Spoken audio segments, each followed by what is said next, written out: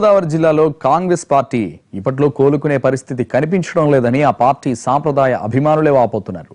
ఒకప్పుడు జిల్లాలో తిరుగులేని పార్టీగా ఉన్న కాంగ్రెస్ ప్రస్తుతం ఎన్నికల్లో అభ్యర్థుల కోసం వెతుక్కునే పనిలో పడింది. ఎన్నికలు దగ్గర పడుతున్నా అసెంబ్లీకి పోటీ చేస్తామనే నాయకులు ఒక్కరు కూడా కనిపించడం లేదు. ఆ పార్టీలో దాంతో నడిపించే నాయకుడు లేక కేడర్ దిక్కులు చూడాల్సి వస్తోంది.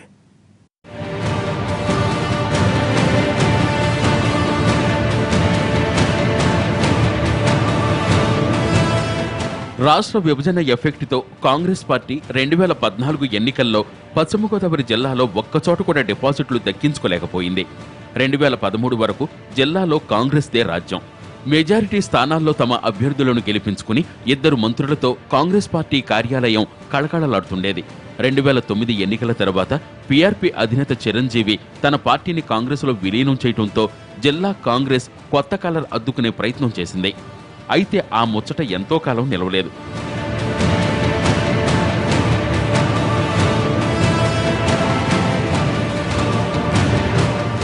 రాష్ట్ర విభజన జరిగిన తర్వాత పశ్చిమలో కాంగ్రెస్కు కోలుకోలేని దెబ్బ తగిలింది. హేమాహేమీ లాంటి ఆ పార్టీ నేతలు అడ్రస్ లేకుండా పోయారు. రాష్ట్ర విభజనతో కాంగ్రెస్ నాయకులంతా ఎవరి దారి వారు చూసుకున్నారు. పార్టీ సాంప్రదాయ కార్యకర్తలు అరకొరక మిగిలిన వాళ్ళని పట్టించుకునే దిక్కులేక వారు కూడా మిన్నకుండిపోయారు. జిల్లాలో ఒకరిద్దరు నాయకులు కాంగ్రెస్ పార్టీనే నమ్ముకునే కాలం నెట్టుకొచ్చిన తెలంగాణ ఎన్నికల్లో తెలుగుదేశం పార్టీతో కలిసి పోటీ చేయడాన్ని వారు జీర్ణించుకోలేకపోయారు. ఆ క్రమంలో మాజీ మంత్రి వట్టి వసంత్ కుమార్ లాంటి నాయకులు కాంగ్రెస్ను వీడిపోవడంతో జిల్లాలో ఆ పార్టీ దాదాపుగా ఖాళీ అయిందనే చెప్పాలి.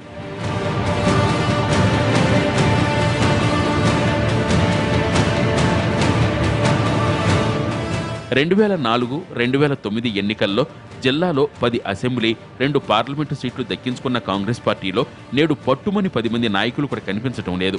మరోవైపు వచ్చే ఎన్నికల్లో ఒంటరిగా బరిలోకి దిగేందుకు అధిష్టానం నిర్ణయం తీసుకోవడం పార్టీ శ్రేణులకు మింగుడు పడకుండా తయారైంది.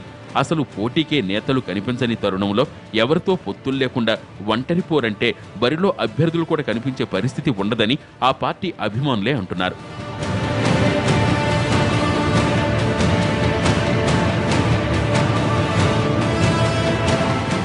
జిల్లాలో కాంగ్రెస్ ఒక వెలుగు వెలిగి ఆ తర్వాత రాష్ట్ర విభజన, తెలంగాణ ఎన్నికల ఎఫెక్ట్ తర్వాత కాంగ్రెస్లో కనిపిస్తున్న ఒకే ఒక్క నాయకుడు నరసాపురం మాజీ ఎంపీ కనుమూరి బాపిరాజు మాత్రమే. వచ్చే ఎన్నికల్లో మరోసారి బాపిరాజు ఎంపీ అభ్యర్థిగా నరసాపురం నుంచి పోటీలో నిలిచే అవకాశం ఉంది.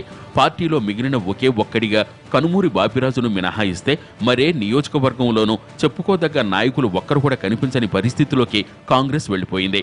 మరి చూడాలి వచ్చే ఎన్నికల్లో కాంగ్రెస్ తన ఉనికి ఎలా కాపాడుకుంటుందో.